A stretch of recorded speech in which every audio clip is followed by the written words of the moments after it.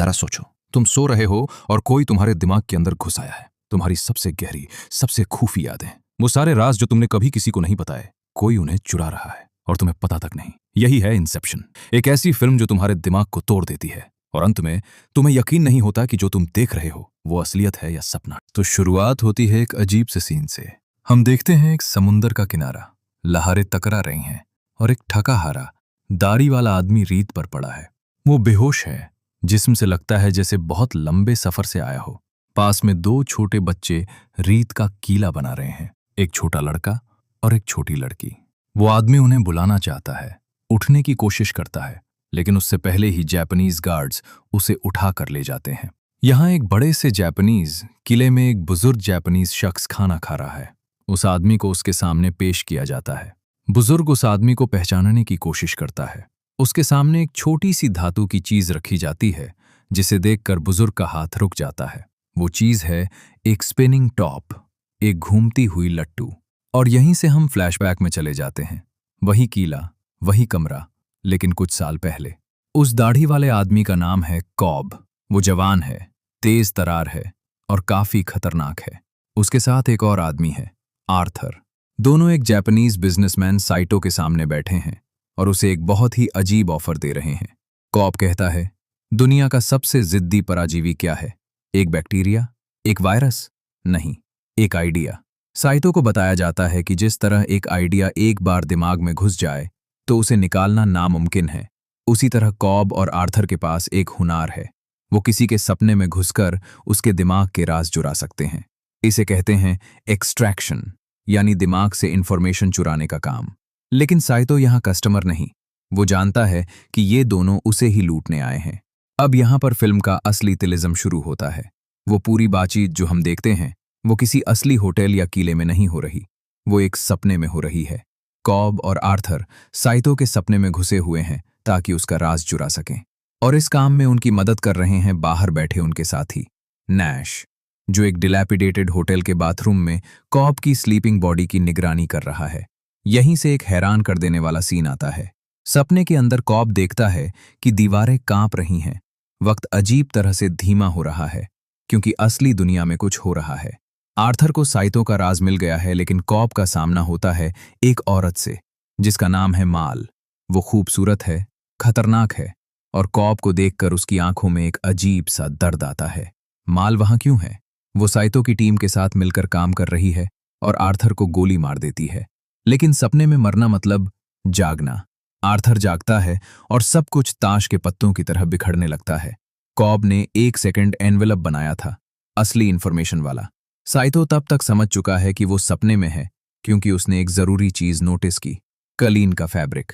उसके अपने अपार्टमेंट में ऊनी कलीन है, लेकिन यहां पॉलिएस्टर है। इतनी छोटी सी गलती और पूरा ऑपरेशन ध्वस्त।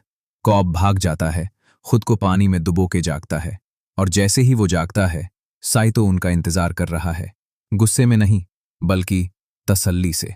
वो कहता है, ये था एक ऑडिशन।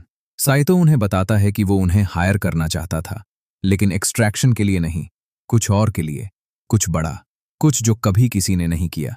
कॉब और आर्थर को जब हेलीकॉप्टर में बिठाया जाता है तब साइटो ने अपना असली ऑफर रखा, इंसेप्शन। आर्थर चौंक जाता है, कॉब का चेहरा स्टोन हो जाता है। साइटो समझाता है, जिस तरह तुम किसी के दिमाग से आइडिया चुरा सकते हो, क्या तुम कोई आइडिया वहां लगा भी सकते हो? इतना गहरा, इतना रियल कि वो खुद उसे अपना समझे। आर्थर तुरंत मना करता है, ये नामुमकिन है। लेकिन कॉब चुप रहता है, और यहीं सबसे बड़ा सवाल उठता है।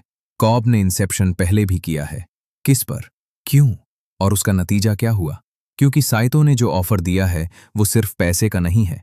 उसने कॉब को वो चीज देने का वादा किया है जो वो सबसे ज्यादा चाहता है, अपने बच्चों के पास घर वापसी।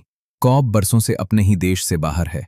वो अपने बच्चों की आवाज सुन सकता है, लेकिन उनका चेहरा नहीं देख सकता। क्यों? क्या गुनाह किया उसने? ये राज अभी खोलना बाकी है। अगले सीन में कॉब पेरिस पहुंचता है। वहां उसके मेंटर प्रोफेसर माइल्स से मिलता है और उनसे एक नई टीम मेंबर मांगता है, एक आर्किटेक्ट, यानी जो सपनों की दुनिया डिजाइन कर सके।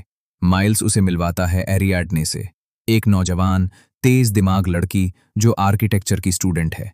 कॉब उसे टेस्ट करता है, 2 मिनट में एक मजा बनाओ जिसे सॉल्व करने में मुझे 1 मिनट लगे। आरियाडने पहले 2 बार फेल होती है, लेकिन तीसरी बार वो कुछ ऐसा करती है जो कॉब की उम्मीद से पारे था। वो सर्कल में माजे बनाती है। कॉब उसे सॉल्व नहीं कर पाता।